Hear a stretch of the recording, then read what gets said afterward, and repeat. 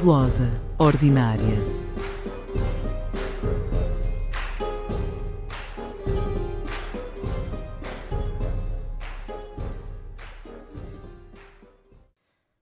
Bom dia, boa tarde, boa noite. Bem-vindos a mais um episódio do Glosa Ordinária, um podcast com gente séria sobre assuntos sérios, sobre literatura, história e cultura, com especial atenção à Idade Média e ao início da época moderna, sobre assuntos, temas, mas também muito sobre pessoas. Eu sou o Filipe Alves Moreira e tenho comigo hoje a Joana Gomes. Olá, bom dia, boa tarde, boa noite. Hoje vamos ter mais um episódio temático dedicado a algo que é muito importante na Idade Média, não só na Idade Média, mas muito particularmente na Idade Média e ao longo de toda a época moderna, que são as famosas genealogias. Muitos dos nossos ouvintes terão ouvido falar em vários momentos em genealogias, mas alguns perguntar-se-ão exatamente o que é que são isto de genealogias e, sobretudo, qual a sua importância na Idade Média, para que serviam, como eram feitas e, afinal de contas, o que eram estas genealogias. Joana, diz-nos o que são, o que eram as genealogias. Então, as genealogias, se nós pensarmos numa relação com a árvore genealógica, temos uma resposta quase direta do que é uma genealogia. Uma genealogia era um escrito, portanto, não em forma de árvore, ou não sempre em forma de árvore, era um escrito onde se relatava relações familiares entre vários membros de uma mesma família. Temos exemplos de genealogias muito pequeninas ou muito curtas e exemplos de genealogias muito complexas que exploram todo o parentesco de uma determinada família. Então, boa introdução. Vamos então agora por partes em algum desses tipos de genealogia. Talvez a primeira questão seja, na Idade Média, tanto quanto sabemos, na Idade Média europeia, nós neste podcast temos uma especial atenção ao mundo europeu e mediterrâneo, não porque não tenhamos interesse para outras áreas do mundo, mas desde logo por conhecimento, mas podemos ir dizendo alguma coisa sobre outras realidades, porque isto das genealogias será em várias formas algo de, se não universal, pelo menos bastante generalizado. Mas se olharmos para o mundo europeu e mediterrâneo, e também aproveitando aqui a presença da Joana, que faz bem a ponte entre o mundo europeu e o mundo mediterrâneo, a pergunta é: quando terão surgido as primeiras genealogias conhecidas e se há alguma diferença entre a cronologia no espaço europeu e no espaço árabe? Ora bem, no espaço europeu, as primeiras... Mas árabe, ou seja, convém talvez corrigir sempre este erro. Eu digo árabe, mas será muçulmano. Não, árabe neste caso. Árabe mesmo? Oh, então foi... Involuntariamente fiz uma excelente pergunta. Então vamos neste lá. Neste caso é o árabe. Mas já lá vamos aos árabes. Primeiro vamos falar do espaço europeu. As primeiras genealogias medievais surgem, de que eu saiba, na Alta Idade Média, portanto num período em que ainda não existe Reino de Portugal, aqui na Península Ibérica, ainda não existem a maior parte dos países europeus tal como hoje conhecemos, e surgem associadas às casas reais ou às famílias que governam um território alargado.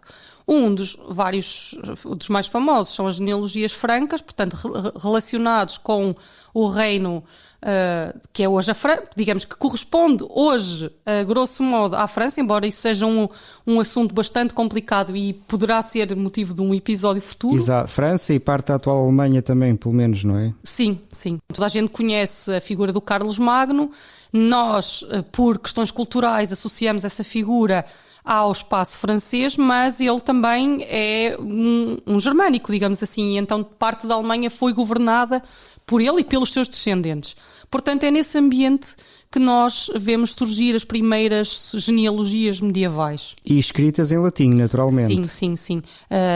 Isto pode ficar para a memória futura, mas na Idade Média, na Alta Idade Média e até mais ou menos ao século XIII, nós não, excetuando a lírica trovadoresca, quer no norte, quer no sul da França, nesse período, nós não temos literatura escrita nas línguas locais, digamos assim. Portanto, o latim era uma espécie de língua franca. Excetuando alguns sermões, eventualmente, e vidas santos, mas já para o século XI, XII, exato. Sim, talvez no espaço inglês, que é uma exceção em muito daquilo que nós dizemos e que é válido para a Europa continental. Para a Inglaterra tem que se ter Portanto, já nessa altura havia isto do continente e a ilha. Porque eles escrevem em anglo-saxónico, portanto nem sempre em latim. Sim, já vi isto do continente e da ilha. Digamos que a Inglaterra, já estou a desviar-me muito, mas a Inglaterra vive uma espécie de Brexit e de entrada na União Europeia permanente, desde que existe como entidade política. Mas voltando às genealogias, dizia eu, portanto, no espaço europeu, elas surgem neste período da Alta Idade Média, um pouco por toda a parte. Eu agora não sei precisar em que todos os países que têm genealogias, certamente será um corpus muito alargado e será um tipo de texto que encontraremos com muita facilidade, quer na Península Ibérica, quer no leste europeu.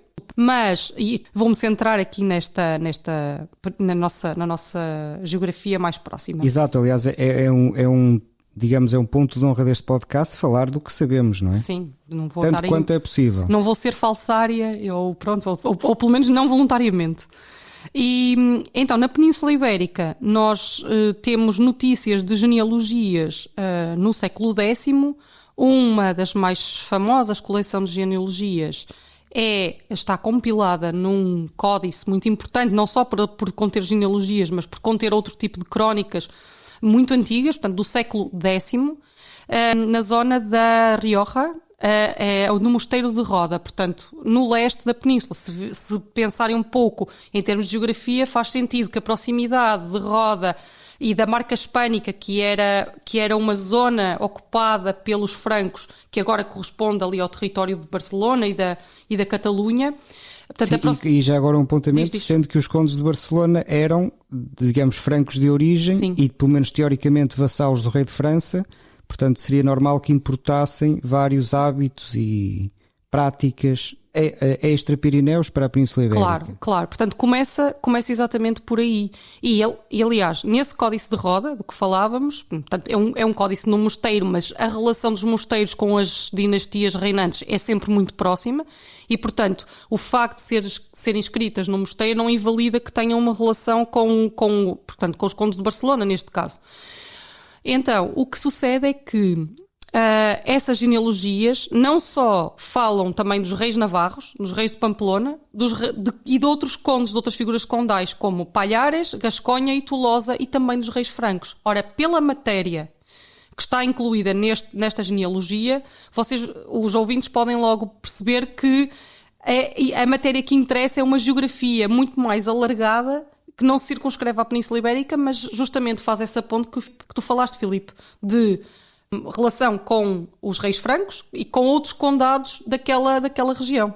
E haverá aqui também desde logo uma relação familiar, isto é, estas famílias de alguma forma estarão relacionadas umas com as outras, não é? Em princípio estão, ou de outro modo poderemos também pôr outra hipótese, que é quem manda escrever ou para quem foi escrito estas genealogias de Roda estão aparentadas de alguma forma com todas estas famílias. Muitas vezes a produção de genealogias, e vou se calhar antecipar-me um pouco, há uma possível pergunta da tua parte, Filipe. A produção de genealogias serve como repositório de memória familiar, portanto, uma forma de construir uma cadeia de tempo que atravessa o tempo de presença permanente de dos antepassados. E tornar, digamos, um corpo político aquela família. Não sei se concordas comigo. Exato, e é preciso também sempre salientar que a genealogia é sempre feita a partir de um ponto de vista do presente. Isso é válido por qualquer tipo de história, mas no caso das genealogias talvez mais ainda. A genealogia é sempre a genealogia de alguém que vive no presente, pelo menos em princípio, e que traça os antepassados para trás. Depois temos coisas muito interessantes associadas às genealogias, que é, não necessariamente nestas de que falei do Códice de Roda, mas numas genealogias posteriores, e depois o Filipe também falar delas e do caso português em concreto. Temos, por exemplo, figuras míticas a fundar uma determinada família. Isso é um tema e um elemento comum por toda a Europa Ocidental. Encontramos várias figuras que são, por exemplo, relacionadas com a história greco-romana, com a Guerra de Troia. Há essa figura mítica do fundador, ou de um antepassado com características sobrenaturais. Muitas vezes, por exemplo, são figuras de fadas. Existe muito na literatura francesa essa figura da fada como antepassada de uma determinada família. Figuras, como eu disse, da história troiana, da Guerra de Troia, de Roma. Sintetizando um pouco o que já vimos, as genealogias são relações de parentesco, basicamente é isso. Surgem no espaço europeu, algures pelo século VII, VIII, no que hoje será a França, a Alemanha, enfim, essa região do centro-norte da Europa. Na Península Ibérica temos também alguns casos, pelo menos desde os séculos IX, X, avultando entre eles o célebre Códice de Roda. Isto em termos gerais de o que são e de cronologia. Especificamente em relação às características, estávamos a ver uma delas, que é a importância do elemento fundacional da família. É uma das características que mais saltará à vista nas genealogias. É quem é o fundador de determinada família e o que é que isso nos diz da importância do elemento fundacional para a concepção, digamos, histórica e de consciência de grupo na Idade Média. Isso é muito importante, porque essa figura do fundador é uma forma de legitimar e trazer prestígio para uma determinada família. É como se agora nós, na modernidade, reivindicássemos sermos filhos da Rainha de Inglaterra, ou filhos do Harry Potter, ou porque figuras míticas também estão contempladas nas genealogias, como eu tinha dito. Mas uma pergunta, uma dúvida que eu tenho muitas vezes é a seguinte. Nós falamos em figuras míticas e fazemos bem em fazê-lo, mas temos de ter presente que para eles essa questão, se eram míticas ou não, isso seria outra história. Isso não é? É outro episódio, tudo corre. Porque a relação entre a ficção e a verdade, a ficção, o que é e o maravilhoso, aquilo que nós chamamos nos estudos literários o maravilhoso, para o período medieval, não coincidirá necessariamente com as nossas categorias conceptuais. Isto é, digamos que eles talvez tivessem um conceito de verdade muito mais alargada do que aquela que nós temos. E espera-se que numa genealogia aquilo fosse visto como verdade. Sim. Portanto, o fundador, no caso do fundador ou de outros elementos que nós hoje diríamos maravilhosos, Sim. a expectativa que nós devemos ter à partida é que, pelo menos para uma parte daquelas pessoas, aquilo era verdade, ou era percepcionado como tal. Senão não seria eficaz, não é? Sim, por exemplo, no caso do Brutus, é uma figura que aparece na literatura greco-latina e não havia por que duvidar que esse Brutus tivesse existido. Agora, eu acho que o forjar dessa relação, eles tinham consciência de que não era verdadeiro. Achas que sim? Acho. Ou então eram como histórias de família, quando tu tens como por exemplo, eu tenho supostamente um francês na minha família. Mas isso não seria boicotar à partida o efeito pretendido? Não sei, eu acho... Então no fundo, retomo a pergunta que é, então para que é que serviam as genealogias? Eu acho que tu podes impressionar mesmo sabendo que a coisa não é verdade. Isso não põe em questão a existência do Brutus ou da Melisande, da Melusine, etc, etc. Não. A Melusine, que é? Uma fada que está associada aos contos franceses lá ao raio. Pronto. Então, pronto, mas isso é um debate que poderemos, que diria eu, de difícil resolução, porque não podemos perguntar a um medieval o que é que ele acreditava e qual era a crença dele na existência dessas figuras e se ele achava mesmo que a sua família descendia ou seja, cada um achava que realmente descendia daquela figura. É difícil de o entender. Agora, o certo é que foi moda e foi agora para usar uma palavra atual, foi viral, usar uma figura que nós consideramos hoje mítica como o fundador de linhagens ou de genealogias na Idade Média. Portanto, estas genealogias têm muitas vezes esse elemento fundacional que nós hoje chamaríamos mítico, e a importância disso reside desde logo também nesta questão. Havia aqui uma concepção de que havia uma espécie de carisma familiar, isto é, havia uma espécie de característica que passava de geração em geração, ou características que passavam de geração em geração, de modo que se em algum momento da cadeia qualquer elemento da família protagonizasse uma ação entendida como particularmente benéfica ou particularmente negativa, isso afetaria em princípio os descendentes dessa família.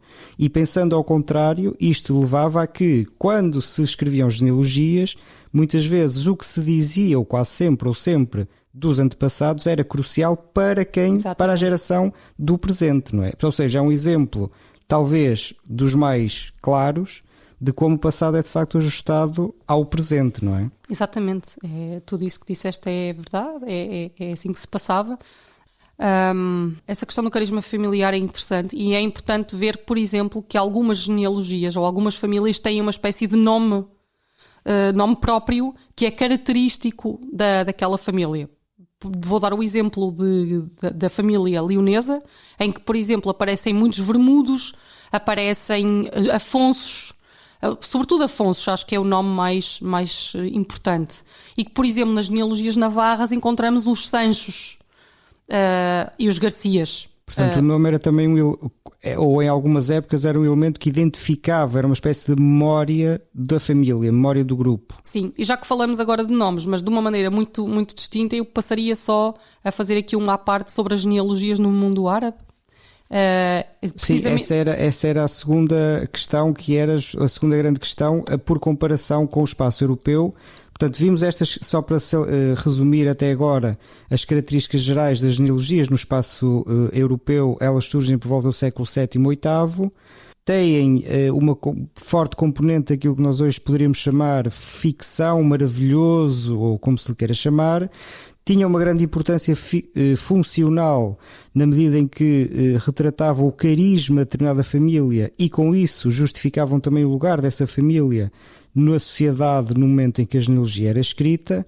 Uma outra questão que também seria interessante tratar, mas podemos depois fazer as pontes, é que falamos em famílias, mas obviamente devem entender que estamos a falar de famílias do topo da sociedade. Veremos depois que a tendência é para, à medida que a Idade Média avança, este espaço das genealogias vai se alargando a estratos, digamos, intermédios da chamada classe dirigente. Portanto, três características surgem no século VIII, IX, VII, VIII, IX, começam por ser ligadas sobretudo a reis, príncipes, condes, portanto ao topo da escala da sociedade. Têm componentes porque nós hoje diríamos ficcionais fortes, têm essa função de aglutinação de um grupo, de criação de identidade e de justificação do papel funcional desse grupo, dessa família na sociedade. E agora, fazendo então a pergunta, estas características são comuns ao mundo árabe? A cronologia, as características, a função? Sim, a função da genealogia é a mesma. É dar um passado a um membro de uma família, criar uma identidade, mas no mundo árabe tem tem duas especificidades, diria eu. A primeira é que há uma tentativa clara de estabelecer, quando possível, uma filiação ou uma relação com o profeta Maomé. Ou seja, que é a figura legitimadora por excelência do mundo árabe islâmico. Ainda hoje, algumas famílias de reinos árabes tentam traçar a sua genealogia até ao profeta Maomé. Isso é um dos aspectos. E isso imagino que potencie bastante esses tais fenómenos de ficcionalização, porque imagino que lá pelo meio, se quisermos olhar para isto do critério, digamos, histórico, eles devem inventar bastardos, devem inventar filhos que nunca existiram, porque senão não conseguiriam fazê-lo, imagino. Pois, isso eu creio que haverá sempre aquela tal componente que eu também referia de invenção, ou seja, de forjar dessa relação, mas ninguém contesta que o Maomé existiu, ou pelo menos uma figura com algumas características que hoje conhecemos atribuídas a Maomé. Mas o que é curioso no mundo árabe islâmico é que a genealogia é uma genealogia oral e ela está contida no nome de cada pessoa. Se já repararam alguma vez nos nomes agora na atualidade é menos comum, embora ou menos visível, digamos assim, talvez não seja tão pouco comum assim, mas na Idade Média, se por acaso abrirem uma página da Wikipédia ou virem representar o nome, os ouvintes podem reparar que o nome é uma série de nomes. Por exemplo, vou inventar, agora isto não é um nome real, por exemplo, Ahmad, Ibn Muhammad, Ibn Ahmed, Ibn Isa, Ibn Muhammad, qualquer coisa. E o que é que isto significa? Significa que no nome da pessoa está contida toda a genealogia, normalmente traçada por via masculina. Há casos em que se faz referência à mãe, mas são raríssimos. E, olha, um caso em que se faz referência à mãe é o caso de Jesus, porque como Jesus não é considerado filho de Deus, na tradição islâmica Jesus é referido como Isa ibn Maryam, portanto filho de Maria, sempre. Então, essa genealogia é uma espécie de etiqueta que identifica cada indivíduo no mundo árabe medieval. Porquê é que isto era importante? Mas desculpa só antes, mas eu suponho que haja limites, não é? Senão um sujeito chega ali ao século XII, XIII e tinha um nome que ocupava uma página inteira, ou não? Como é que é isso? Assim, eu não sei dizer com exatidão. Sei que pelo menos cadeias de 5, 6 nomes já vi. Agora, talvez a explicação esteja em que na passagem do oral para o escrito haja alguma abreviação dessa genealogia.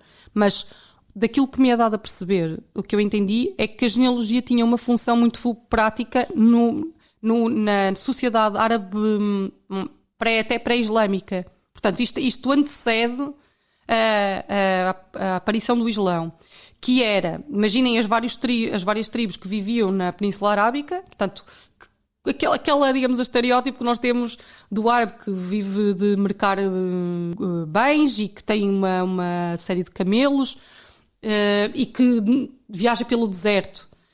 Então, encontrar estranhos no deserto poderia ser uma aventura perigosa ou não. E a genealogia era uma forma de identificar se a pessoa com que nos deparávamos era do nosso clã ou não era do nosso clã.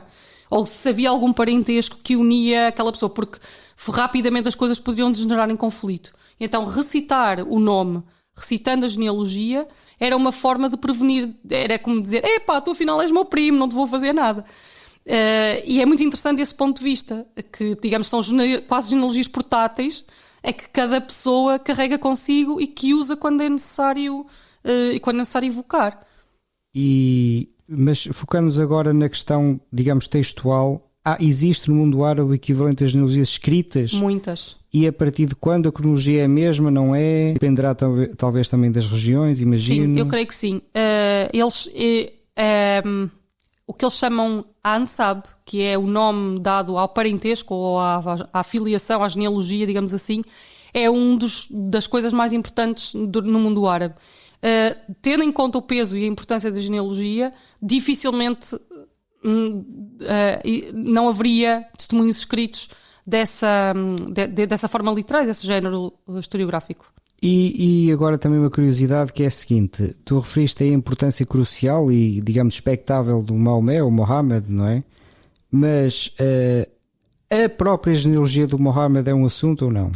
É o assunto. É o assunto. Então, há 2 minutinhos sobre isso.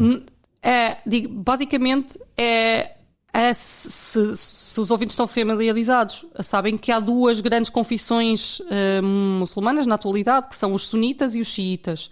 Ora bem, essa cisão surge precisamente a partir de um problema sucessório, ou seja, da convicção diferente de quem deveria ser o sucessor de Maomé. Portanto, quando Maomé morre, não é? Ele era o chefe político daquela comunidade, político ou religioso daquela comunidade, e quando ele morreu não tinha nenhum filho, mas tinha filhas. Tinha uma filha, a Fátima, que por sua vez tinha filhos. E então há uma grande discussão não sei se exatamente logo a seguir à morte dele, mas há uma discussão, levanta-se a discussão de quem é que deve ser o sucessor legítimo de Maomé. E há uma facção que acredita que essa sucessão deve ser genealógica, portanto, seguindo a família de Maomé, portanto, os laços de sangue são aqueles que determinam a sucessão. E imagino que pelo filho mais velho da Fátima ou não? Sim. Ou não necessariamente? Sim. Pelo filho mais velho da Fátima. E outra comunidade, que é a maioritária atualmente, que é a comunidade sunita, que acha que deve ser o mais bem preparado, ou seja, aquele que tem os melhores instrumentos intelectuais, deve ser aquele que deve suceder a Maomé. Portanto, portanto, uma espécie de concessão eletiva, por assim dizer. Sim, mas validado pela comunidade. Portanto, Isso é importante. E a genealogia de Maomé para trás, isto é os pais de Maomé, não os descendentes, mas os ascendentes de Maomé, é um assunto, ou o mundo começa, por assim dizer, em Maomé? Este mundo das genealogias começa em Maomé, porque Sim. É também quando começa o Islão, no fundo. Sim, não é? o que eu sei é que eu acho que não há muitas referências à família dele anterior. Há referências à família da mulher, a primeira mulher, a Khadija, portanto, que era filha do lado dos mercadores, era uma viúva, filha de mercadores lá da Arábia, mas de Maomé concretamente, não sei se sabia ou não. Bom, então, como temos visto, há bastantes similaridades entre isto das genealogias no espaço europeu, no espaço árabe. Em qualquer dos casos, pelo menos para a chamada classe dirigente, era algo de facto muito importante. E vamos agora talvez focarmos aqui um bocadinho no espaço ibérico, novamente, e particularmente no espaço português, porque é comum dizer-se que o espaço português, o Reino de Portugal, constitui uma espécie de originalidade no contexto europeu. Não é pela existência de genealogias, porque isso de facto, como se viu, é mais ou menos generalizado e até existe muitos séculos antes do surgimento da entidade política do Reino de Portugal, mas o que muitas vezes se diz é que existe em Portugal algo que não tem correspondência, que se saiba, que se conheça, não tem correspondência, pelo menos no espaço, digamos, do Ocidente da Europa, no espaço com o qual Portugal tinha relações mais intensas, que são os famosos livros de linhagens. Então, se calhar podemos conversar um bocadinho sobre isso, em estilo de dueto. De dueto, sim. Então, Filipe, eu sei que tu és um especialista nessa matéria, então fala-nos um pouco de como é que esses livros de linhagem surgiram no espaço português, quantos é que existem, como é que foram concebidos e as suas características mais importantes. Exato. Bom, conhecem-se atualmente 3 livros de linhagens escritos em Portugal durante a Idade Média. Antes de mais, qual é a especificidade dos livros de linhagens por relação com estas outras genealogias de que temos falado? A especificidade é que os livros de linhagens são genealogias bastante extensas, isto é, são genealogias que não se ocupam apenas de uma família ou de um grupo relativamente escasso de famílias interrelacionadas, e normalmente das camadas superiores da aristocracia da classe dirigente, são genealogias que se ocupam de um conjunto bastante alargado de famílias da nobreza do espaço português. O que é interessante, como direi em seguida, no entanto, é que cada um dos livros tem perspectivas diferentes. Isso também ajuda a pensar como isto, as genealogias, poderíamos pensar à partida, mas a genealogia descreve relações de parentesco, portanto elas serão mais ou menos iguais, porque as pessoas de que falam, as relações familiares de que tratam são as mesmas. Não são. No caso português, nós conhecemos 3 livros, como disse, 3 livros de linhagens, ou também chamados nobiliários, porque são genealogias específicas da nobreza. O mais antigo, de 3 livros durante a Idade Média, porque já agora fica aqui um apontamento. Isto das genealogias, claro, não acabou na Idade Média, longe disso. Aliás, no caso português, até eu diria que a época dourada até foram os séculos XVI e até mais ainda, sim, 17 sim. e 18, com outras especificidades que aqui não interessarão. Mas no caso da Idade Média, conhecem-se 3 livros de linhagens escritos em Portugal e em português, ou em galego-português. O mais antigo deles é o atualmente chamado Livro Velho de Linhagens. Este Livro Velho de Linhagens terá sido redigido por volta de 1270, 1280, enfim, década acima, década abaixo. Há até alguma controvérsia sobre isso, mas não vale a pena explorar essa questão. E, de acordo com o prólogo, e já a existência de um prólogo indica como isto são textos elaborados, quer dizer, textos que têm um propósito subjacentes e têm uma determinada visão da história que estão a relatar. De acordo com o prólogo do Livro Velho de Linhagens, ele ocupar-se-ia de 5 famílias, que são as 5 famílias mais importantes da nobreza portuguesa, pelo menos dos primeiros séculos. as famosas famílias de Sousa, Maia, Ribadouro, Baião e Bragança, não confundir com os Bragança do século XV, e por isso, e para não confundir, normalmente chamam-se estes os Braganções.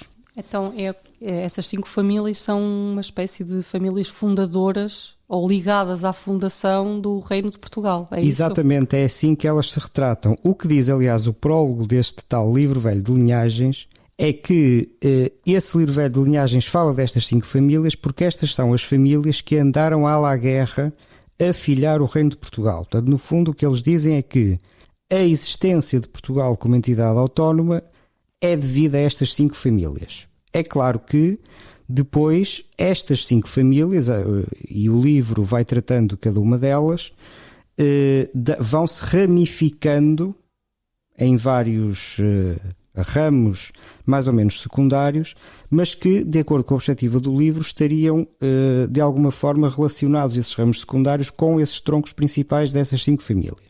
Infelizmente, nós não conhecemos esse livro velho de linhagens na totalidade.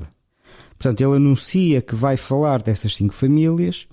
Nós o que conhecemos é apenas uma completa, que é a família dos Sousa, que normalmente é a família que aparece à cabeça, portanto seria percepcionada como a mais importante dessas 5 famílias e a mais importante em geral da nobreza portuguesa, pelo menos até aos finais do século XIII seria assim.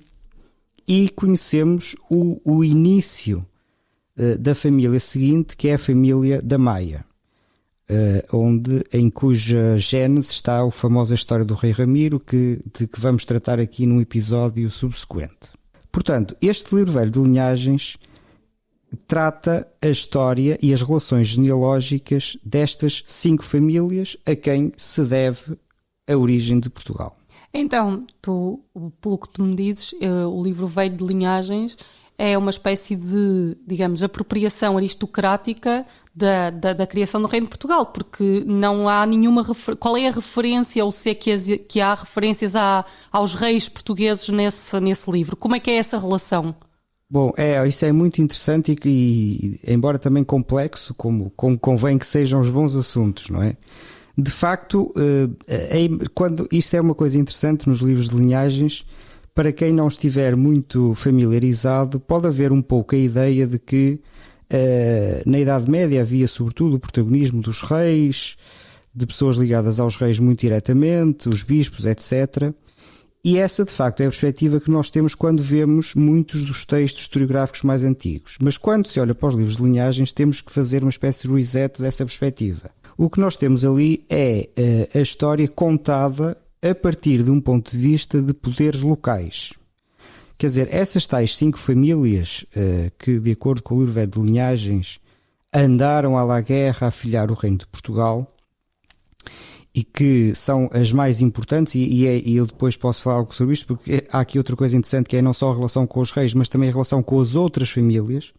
Portanto, há aqui um processo de distinção e de hierarquização dentro da própria nobreza, que mais tarde vai ser mais explícito, mas eu poderei lá ir depois. A relação com os reis nestes livros é uma relação diferente do tipo que poderíamos esperar vendo, por exemplo, anais ou o tipo de textos anteriores ou mais ou menos contemporâneos.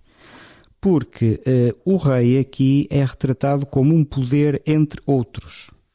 Não quer dizer que não seja percepcionado como o topo da hierarquia, mas é um topo, por assim dizer, funcionalmente escasso. Isto é, o rei ocupa teoricamente o topo da cadeia hierárquica da nobreza e da sociedade, mas na prática isso, de acordo com a visão do livro velho de linhagens, não tem muitas consequências. Isto é, o rei é um poder entre outros e não é o poder de que o livro trata. Portanto, o livro fala dessas 5 famílias que têm a sua própria esfera de poder nos seus territórios e com a sua influência, e o que se percebe é que, em paralelo com esses poderes, existem outros, nomeadamente o do rei, mas não é disso que o livro trata. E isto institui uma espécie de, para usar uma expressão bastante, consagrada, vê o rei como um primus inter pares. E decorre daí uma certa rivalidade. Portanto, são poderes, estas 5 famílias, são um poder que no fundo concorre com a autoridade do rei no espaço do Reino de Portugal. Por isso, o espaço ocupado pela realeza neste livro, primeiro, é escasso, não há uma genealogia da família real, e segundo, é um pouco depreciativo. Ou pelo menos não é tão panegírico como noutros textos encontramos. Mas veremos que depois não será sempre assim Não, nos não, nobiliários mais posteriores. Nada. Disto. É justamente isso, é que a diferença entre cada um deles, isto é o livro velho, não é? Isto é o mais antigo deles, Portanto, que tem esta configuração.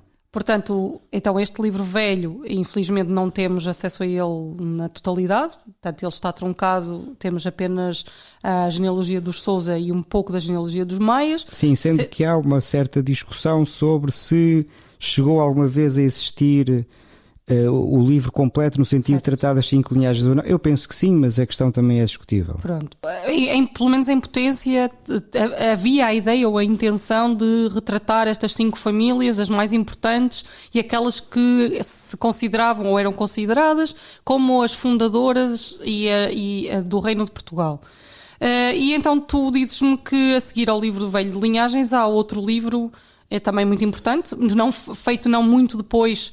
Sim, o livro seguinte é o chamado seguinte, aqueles que nós conhecemos, claro, convém sempre fazer esta ressalva, é o chamado Livro de Linhagens do Leão, que terá sido composto em meados do século XIV, na década de 1340. Porquê é que se chama Livro de Linhagens do Leão? Porque o texto que nós conhecemos tem, e que só conhecemos tal como acontece, aliás, no caso do livro velho, a partir de cópias muito posteriores, dos séculos XVII e XVIII, isto também nós já fomos falando disto neste podcast, mas é uma questão que frequentemente nos assalta, que é a divergência entre a época em que os textos foram escritos e a época em que foram escritos materialmente as cópias, os testemunhos que desses textos conhecemos.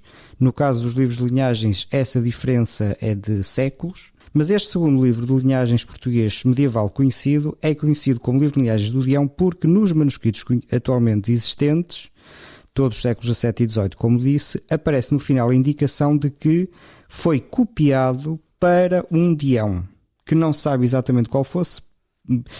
Pensa-se que seria de Braga pela importância que a arquidiocese tem no livro, mas isso é uma questão em aberto. Mas isto também mostra que o que nós conhecemos deriva já de uma cópia.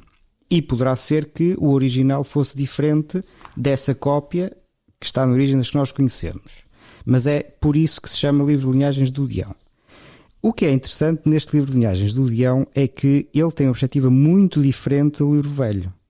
Como eu dizia, pode parecer um pouco estranho à partida, livros mais ou menos contemporâneos que retratam a mesma realidade, o mesmo reino, etc. Mas na verdade têm perspectivas muito diferentes. Em que é que o livro do Leão difere do livro velho de linhagens? Bom, não tanto formalmente, isto é, já agora este apontamento, formalmente estamos a falar de uma sucessão de indicações de relações de parentesco entremeadas com algumas narrativas, as tais narrativas que vão depois justificar a proeminência de determinadas famílias ou o carisma familiar deste ou daquele grupo. Essas narrativas são mais comuns num livro velho e bastante menos no livro do Leão, ou são mais resumidas no livro do Leão, é melhor dizer assim, mas também existem. Mas a diferença fundamental é justamente a concepção, se quisermos, é o mundo que é retratado por cada um destes livros. Porque o livro do Leão tem uma perspectiva muito clara sobre o mundo de que fala. E o que o livro de Leão diz é que vai falar de um conjunto de famílias que são descendentes de cerca de 30 indivíduos que viveram no tempo do rei Afonso VI, o célebre rei Afonso VI de Castela e Leão, avô de Dom Afonso Henriques, pai da Dona Teresa. Portanto, o que o livro de Leão diz é o seguinte: ele traça a história de um grupo de famílias da nobreza portuguesa que estão intimamente interligadas entre si e que recuam até ao tempo do rei Afonso VI. Isto é uma diferença em relação ao livro velho por duas razões. Primeiro, porque não temos aqui já esta proeminência das 5 famílias, embora, se nós vimos depois em detalhe no livro do Leão, as famílias que aparecem em primeiro lugar são justamente aquelas 5. Portanto, há uma espécie de vestígio dessa proeminência. Mas já não há explicitamente a proeminência dessas famílias. Em segundo lugar, pela cronologia, porque para o livro de Leão é explícito que eles começam a contar as genealogias a partir do tempo do rei Afonso VI e a partir de um conjunto de indivíduos, todos homens, que viveram naquele tempo e que são os fundadores das linhagens, que estão na origem de toda a nobreza portuguesa, que é retratada pelo livro. O que acontecia no livro velho é que não há um momento cronológico inicial definido. Percebe-se, digamos, implicitamente que esse momento é ligeiramente anterior, estaremos a falar do século IX, X, e não século XI, como no caso do livro do Dião, mas isso é implícito. Portanto, o livro velho não tem uma cronologia de partida definida, o livro do Dião tem. O livro velho restringe-se a 5 famílias e aos seus descendentes, mostrando a proeminência daquelas 5 famílias. O livro do Dião não. Se quisermos, o livro de Leão é, entre aspas, mais, se quisermos, mais igualitário. Isto é, diz que todos os membros da nobreza portuguesa do momento em que o livro foi escrito descendem daqueles 30 indivíduos e não há uma hierarquização desses indivíduos, ao contrário do que acontecia no livro velho. Era isso que eu ia perguntar antes de te ouvir, era se então o livro do Dião é uma espécie, digamos, de tentativa de tornar iguais entre si todas essas famílias, sem dar proeminência a 5 famílias eleitas, digamos assim. Mas, se me permites voltar à questão do rei e insistir um pouco nisto. Outra diferença que se calhar é clara é que no livro velho não temos referência a nenhum rei como, digamos, um elemento cronológico. Neste caso, acho que o Afonso VI pode funcionar como um elemento de cronologia no livro do Dião, e não ter uma função, atribuir-lhe demasiado uma função política, talvez seja exagero, não sei, tu dir-me-ás, mas o certo é que há uma referência explícita a um monarca logo no início do livro do Dião, ao contrário do livro velho em que isso não sucede. Queres falar um pouco sobre esse assunto? Sim. Bom, na verdade, lá está, mais uma vez, é um assunto de facto bastante complexo, pelo seguinte. O livro de Leão, de facto, como disse, situa no tempo do rei Afonso VI o início da história, por assim dizer. Isto é, a história que é contada, e isto como nós, aliás, já dissemos em alguns outros episódios, e é uma questão sempre importante quando se trata de textos historiográficos, uma das questões mais importantes é que história está a ser aqui contada. E a história que o livro de Leão conta, no fundo, é a história de uma determinada organização social, que começou justamente, enfim, quem diz Afonso VI, diz Afonso VI, Fernando I, Garcia, Sancho, é uma forma de apropriação do espaço bastante, digamos, feudalizante e com relações muito próximas com mosteiros. Mas não vale a pena, enfim, entrar depois aqui em detalhes.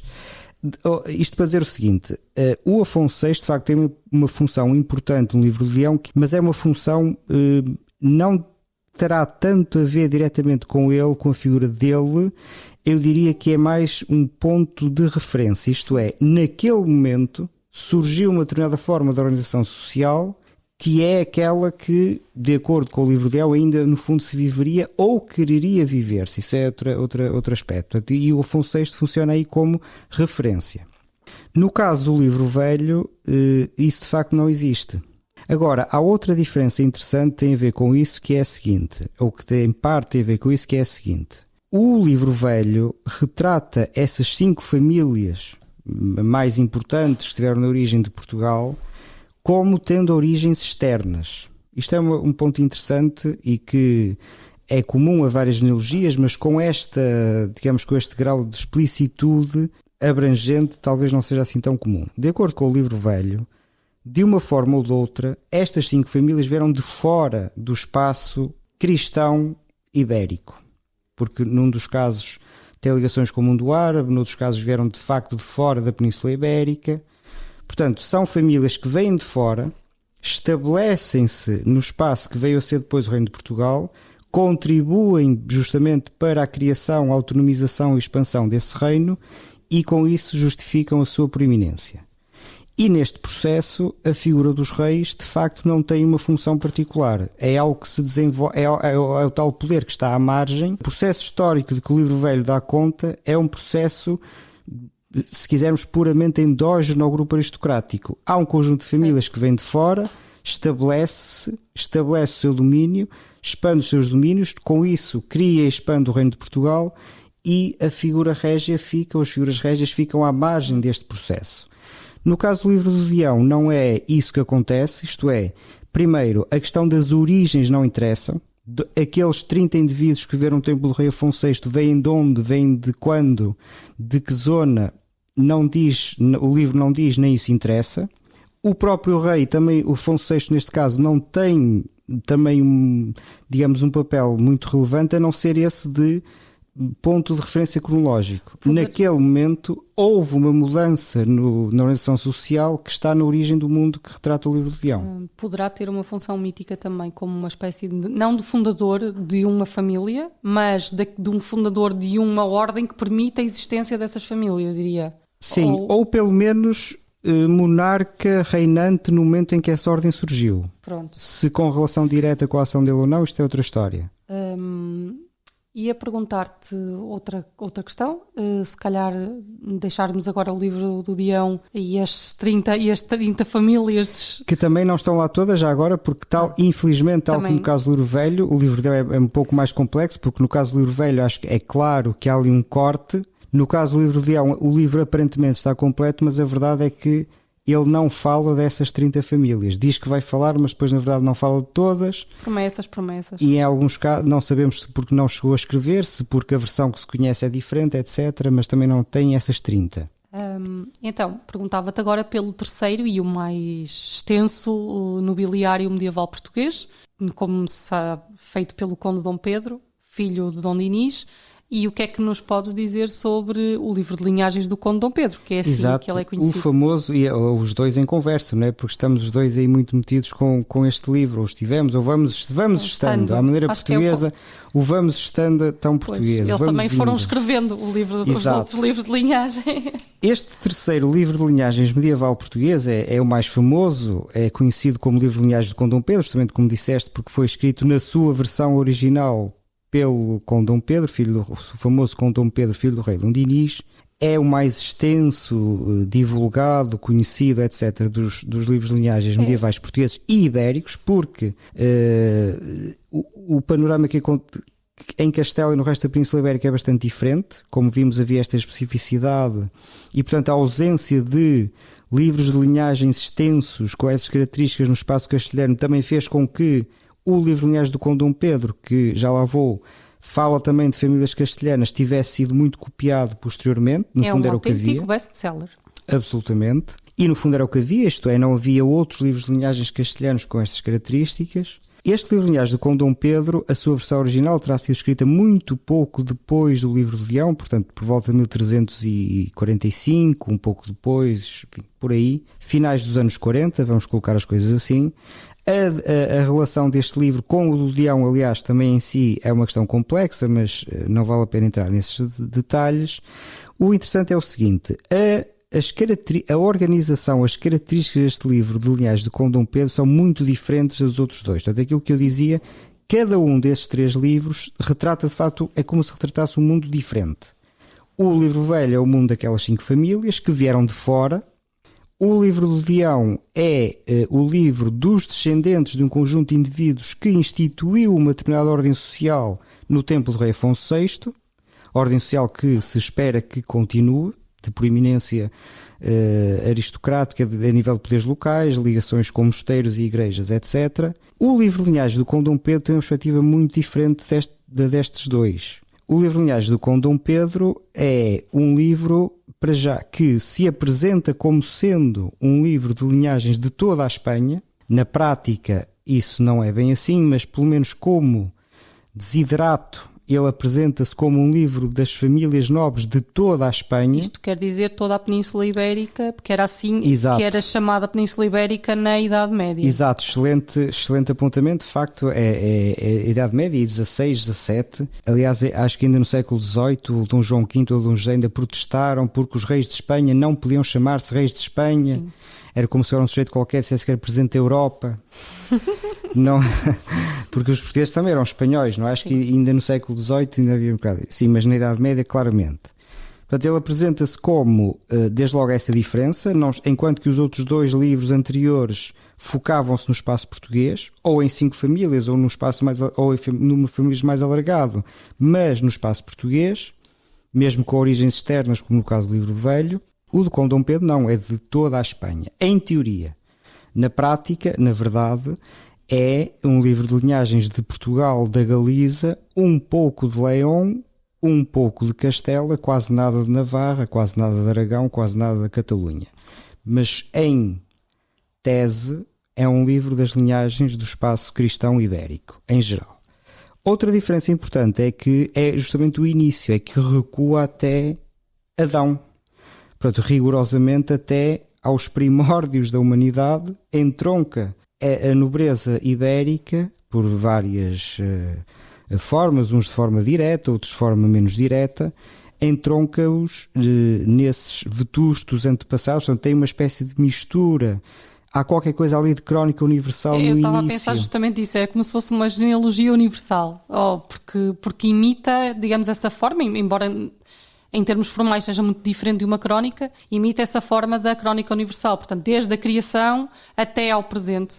Exatamente, portanto, no fundo insere a história da nobreza peninsular na história universal mais vasta. Coisa que para o livro velho e para o livro de Leão não interessava, quer dizer, é que não interessava fazer esse tipo de ligações de pontos, é uma visão completamente diferente. Por outro lado, o livro de linhagens do Conde Dom Pedro tem mais narrativas mais extensas, isso é uma crítica, se quisermos, formal. Mas outro aspecto importante, a meu ver, e não sei se concordarás com isto, mas também já agora podemos discutir falar um pouco sobre isto, é que eu vejo também no livro do Conde Dom Pedro uma forma de maior hierarquização da nobreza. Isto é, parece-me claro que no livro de linhagens do Conde Dom Pedro o livro de linhagens do Conde Dom Pedro em alguns aspectos está mais próximo dos nobiliários da época moderna do que dos medievais neste sentido. Tem uma grande preocupação com a hierarquização interna do grupo aristocrático. Trata-se de dizer claramente quem é que ocupa um lugar mais, digamos, destacado no plano social e hierárquico e quem ocupa um lugar menos destacado no social e hierárquico. É claro que depois fomentando ideias de solidariedade de grupo, mas é uma ideia de solidariedade de grupo muito assente na hierarquia. Sim, não é por acaso que o livro do Conde Dom Pedro inclui genealogias régias. Ora, aí está. E então, são as primeiras. Ora, aí está. E isso, em relação ao que tu falavas, é uma diferença interessante. É uma diferença muito interessante, ou seja, talvez possamos ainda aceitar que o rei ou os reis são um primo inter pares, mas se aceitarmos que é um primo inter pares, é um primo muito mais, digamos, engrandecido em relação aos pares do que é nos livros anteriores. Como tu disseste, que são apenas notas marginais de toda a narrativa, toda a genealogia.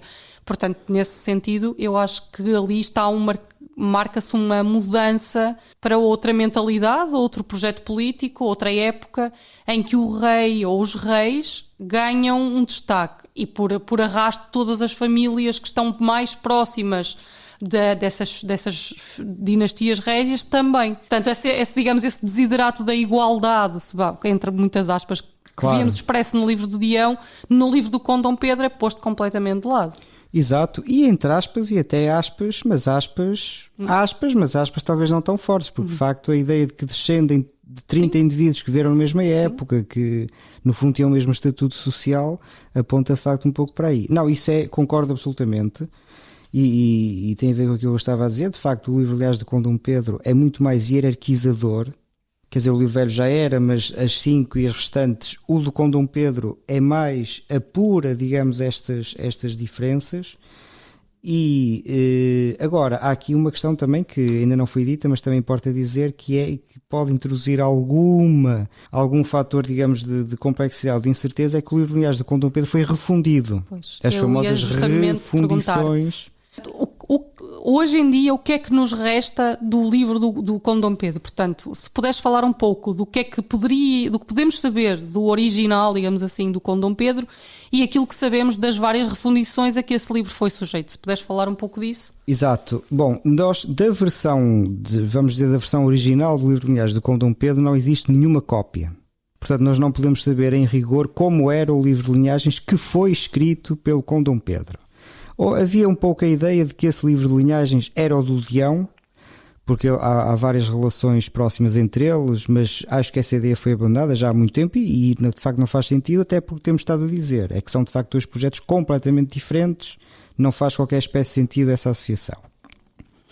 Nós não conhecemos a versão original do Conde Dom Pedro, sabemos que essa versão original, enfim, nas suas linhas gerais podemos supor que digamos que 60, 70, 80% talvez daquilo que nós conhecemos remonta ao original, mas não podemos ter a certeza. Sabemos que essa versão original foi refundida, isto é, foi reescrita pouco tempo depois, 20, 30 anos depois, mas dessa primeira refundição também não conhecemos nenhuma cópia. Portanto, isto nós temos que imaginar aqui uma espécie de pensamento arqueológico por camadas, como Troia, não é? Sim. A gente vê a cidade romana, mas depois lá para o fundo estavam séculos. Neste caso não séculos, mas pelo menos muito tempo. Também não conhecemos esta, digamos, primeira refundição do livro de linhagens do Conde Dom Pedro. Sabe-se pelo menos quando é que terá sido feita essa primeira refundição? Sim, talvez por volta do ano 1360, 1370, porque é que sabe isto? Já agora um pormenor que tem a sua curiosidade, porque há um ponto do livro, tal como nós o conhecemos, em que se diz que o Conde Dom Pedro diz no seu livro que, portanto, e conta-se uma história depreciativa para um determinado indivíduo. E a seguida diz-se, mas nós trabalhamos de saber muito se isto era verdade ou não e descobrimos que não. Portanto, nós temos aqui e continua-se e perguntamos a um conjunto de indivíduos, cujo nome é lá dito, se foi verdade ou não. E eles disseram que não. Ora bem, isto diz-nos duas coisas. Primeiro, que justamente o livro que nós conhecemos já não é o que foi escrito pelo Conde Dom Pedro tal e qual, porque justamente o próprio livro contesta o que o Conde Dom Pedro dizia. Segundo, que isso terá sido escrito por volta dos anos 1360, porque os indivíduos que são dados como vivos morreram no máximo nos anos 50, 60. Portanto, isso não poderia ter sido escrito depois. Mas também não conhecemos nenhuma cópia. Há quem diga que foi esta segunda refundição que introduziu a divisão em títulos e parágrafos que o livro tem, que enfim, é uma questão complexa, mas há quem diga isso, não sabemos. Mas tens que explicar o que é que são isso de títulos e parágrafos. Bom, eu acho que é muito interessante falar da questão dos parágrafos, como eles são definidos na Idade Média, da questão da titulação, mas isso podemos deixar se calhar para outro episódio, onde falaremos sobre divisão de matérias e capitulação, sim, etc. porque etc. Os ouvintes têm que imaginar que quando nós vemos livros de linhagens, uma vez escritos os livros de linhagens, pode parecer fácil escrevê-los, mas nós temos que pensar o seguinte: imaginem o que é falar de literalmente milhares de indivíduos e de relações de parentesco entre milhares de indivíduos. Portanto, temos que imaginar uma mentalidade em rede, uma espécie de base de dados. A cloud era perfeita, mas a tecnologia ainda não tinha sido inventada. Ou uma espécie de Microsoft Access. Sim. É o mesmo tipo de lógica, mas, é claro, aplicada de outras formas. Ou seja, o problema da organização, da relação entre linhagens e da relação entre indivíduos, a organização textual é de facto muito complicado. Sim. É uma espécie de ovo de Colombo. Nós agora lemos e pode parecer simples, mas não é de todo. E isso dos títulos e parágrafos tem a ver com isso, e é uma divisão própria do livro de linhagens que divide as gerações, vai subdividindo as gerações, e tem basicamente uma grande divisão entre títulos que correspondem a famílias, é dito de forma muito simples e um pouco simplista, mas vamos lá, e parágrafos que são partes das famílias. Tem também uma função de ajudar a localizar no texto quem estivesse interessado a perceber onde é que se referia este ou aquele indivíduo, esta ou aquela família. Voltando outra vez à refundição, àquela que se conhece hoje, o que é que nos podes dizer brevemente sobre ela? Exato, porque não se conhece o original, não se conhece essa primeira refundição, conhece uma segunda refundição. Aliás, também não é bem rigoroso dizer isto, já lá vou. Sabe-se que foi feita uma segunda refundição, algures na década no início dos anos 80 do século XIV, nomeadamente porque já há lá referências à morte do pai do Nuno Álvares Pereira, o célebre Álvaro Gonçalves Pereira, que morreu justamente no final dos anos 70, para 1378, 1379, eventualmente 1380, não recordo agora com precisão. Essa segunda refundição terá introduzido sobretudo narrativas ficcionais, as tais narrativas que nós diríamos hoje bastante ficcionais, terá estabelecido uma série de relações de parentesco entre famílias que não existiam nas versões anteriores e que não serão históricas. Mas na verdade, quando se diz, mas conhece-se essa segunda refundição? A pergunta é sim e não. Isto é, conhece-se parte. Conhece-se um manuscrito que é o muito famoso manuscrito que está na Biblioteca da Ajuda do livro de Linhagem do Conde Dom Pedro. O mais antigo? É o mais antigo, justamente, e que é um testemunho, portanto, uma cópia ou o próprio original dessa segunda refundição. Mas esse manuscrito não está completo, infelizmente. Isto é, perdeu-se. Além de não estar completo, também foi raspado, portanto foram eliminadas algumas passagens do texto. Ele depois foi, digamos, encadernado de forma caótica, sem se perceber muito bem quais eram as relações. Bem, essa história desse manuscrito dá para um episódio. Exato, é tudo isso, exatamente, e vale bem a pena atentar nisso. Portanto, nós conhecemos esse famoso manuscrito que tem todas essas questões, também mostra que foi lido ao longo do tempo e tem marcas ativas de leitura, como estavas a dizer, isso é muito interessante, mas a história não acaba aí, porque na verdade, se nós compararmos esse manuscrito, que é o mais antigo que se conhece e que já é desta tal segunda refundição, com as outras cópias todas que se conhecem, nós percebemos que ainda houve ali uma terceira camada. Algures, ou no extremo final do século XIV, ou algures no século XV, ou quiçá até no extremo início do século XVI, não se sabe bem, alguém ainda pegou nessa terceira versão do livro de Linhagens de Conde Dom Pedro e ainda fez alterações, nomeadamente omitiu coisas. Omitiu, por exemplo, a famosa descrição da Batalha do Salado, que está no manuscrito da Biblioteca da Ajuda e que só está nesse manuscrito justamente porque todos os outros, que são muitos, já são descendentes dessa tal reformulação do século XV ou inícios do XVI, não sabemos bem. Portanto, alguém mexeu no Conde Dom Pedro 20 anos depois da escrita do livro, alguém mexeu depois no final do século XIV e ainda no século XV há uma terceira grande mexida, que é aquela que está na origem dos manuscritos que nós conhecemos, entre eles o famoso do Torre do Tombo, que, como eu já falei, até está na origem da minha paixão pela Idade Média, como disse no primeiro episódio. Pronto, eu acho que temos que ficar por aqui. Como viram, ou como ouviram, as genealogias são um tema apaixonante, mas muito complexo, que dá para todo o tipo de medievalista e modernista, ou seja, quem trabalha ou quem tem interesse pelos séculos mais remotos da Idade Média, ou quem tem interesse até pelo século XVI, XVII e XVIII, que já estamos na Idade Moderna, pode sempre entreter-se com as genealogias e pode sempre explorar este mundo. Eu deixo só um apontamento para quem quiser ler ou quem tiver interesse em ver os livros de linhagens portugueses. Eles estão editados pela Academia das Ciências. O livro velho, todos eles foram editados pelo José Matoso, mas temos agora uma edição nova do livro de Dião, justamente feita pelo meu colega Filipe e pelo João Ferreira, outro colega nosso, e que são de relativo fácil acesso e que deliciarão certamente os ouvintes com estas historietas todas muito engraçadas. Exato, e além disso há também uma coletânea feita pelo professor José Matoso nos anos 80, que foi recentemente reeditada, chamada Narrativas dos Livros de Linhagens. Portanto, o professor Matoso extraiu as narrativas. É claro que, nós de facto temos que ficar por aqui, mas pode ser perigoso. Essa operação de extrair narrativas do contexto genealógico pode induzir em erro, digamos, sobre o significado delas, mas pelo menos é muito útil e muito interessante. Quem estiver interessado sobretudo nas historietas, nas histórias, é melhor pegar dos livros de linhagens, pegue nessas narrativas dos livros de linhagens, antologia do professor Matoso. E outra questão é que nós vamos ter também um episódio sobre uma das histórias, ou sobre um dos protagonistas de umas das histórias, que é o Rei Ramiro. Sim, e a Lenda de Gaia. Portanto, ficamos à vossa espera. Espero que tenham gostado. E talvez um dia, quem sabe, sobre a época moderna, porque isto também é uma coisa que eu gosto sempre de salientar. As genealogias no século XVI, XVII, XVIII são uma coisa absolutamente avassaladora. Temos que fazer isso, senão Filipe não fica descansado. Mas está completamente por estudar. Se alguém quiser pegar nisso também. Pronto. Quem gostar de manuscritos, coisas velhas, tem aí toneladas, literalmente, Podem de papel. ver a paixão do Filipe aqui a manifestar-se. Ficamos por aqui. Muito obrigada por nos terem ouvido. Bom dia, boa tarde, boa noite e até à próxima. E despedimos com amizade. Sempre.